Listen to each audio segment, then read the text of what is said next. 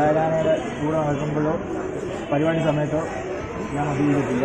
ആനയ്ക്ക് യാതൊരു കുഴപ്പവും വരാതെ എനിക്ക് മലയാളപ്പുഴയ്ക്ക് സംബന്ധിച്ച് ആനയെ ഞാൻ കൊണ്ടുപോലെ മലയാളപ്പുഴ സത്യം. ഒടുവിൽ പാപ്പാനെ കൊണ്ട് മലയാളപ്പുഴ ദേവീക്ഷേത്രത്തിന് മുന്നിൽ വച്ച് സത്യം ചെയ്യിച്ചു, ഇനി ഞാൻ കുടിക്കില്ല എന്ന്.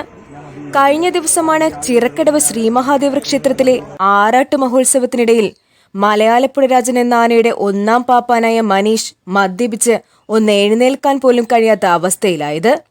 ഇതിനെ തുടർന്ന് ക്ഷേത്ര കമ്മിറ്റിക്കാർ മലയാളപ്പുഴ രാജൻ എന്ന ആനയുടെ ശിരസിലിരുന്ന ദേവിയുടെ തിടമ്പ് മറ്റൊരാനയുടെ ശിരസിലേക്ക് മാറ്റിയിരുന്നു. ഈ വാർത്ത ഇന്നലെ വീഡിയോ സഹിതം ഈ ചാനലിൽ വന്നിരുന്നുവെങ്കിലും പലരും ഈ വാർത്ത വിശ്വസിക്കാൻ തയ്യാറാകാതെ തെറി വിളിക്കാനാണ് ശ്രമിച്ചത്.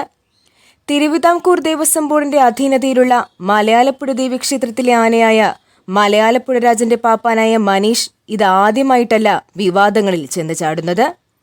പല ക്ഷേത്രങ്ങളിലും ഇദ്ദേഹം ആനയുമായി ചെല്ലുന്ന സമയത്ത് മദ്യപിച്ച് പ്രശ്നങ്ങൾ ഉണ്ടായിട്ടുണ്ട്.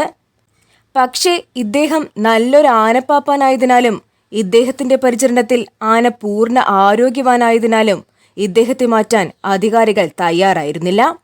ഏകദേശം 50 വയസ്സിന് മുകളിൽ പ്രായമുള്ള മലയാളപ്പുഴ രാജൻ എന്ന ആനയ്ക്ക് മനീഷിനു പകരം പുതുതായി ഒരു പാപ്പാനെത്തിയാൽ അദ്ദേഹത്തിന് ആനയെ ഭേദ്യം ചെയ്യാതെ അഴിക്കുവാൻ സാധിക്കില്ല.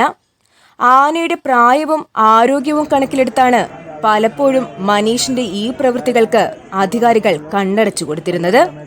എന്നാൽ ഇത്തവണ മനീഷിനെ കൊണ്ട് മലയാളപ്പുഴ ദേവിയുടെ മുന്നിൽ നിർത്തി സത്യം ചെയ്യിച്ചിട്ടുണ്ട്.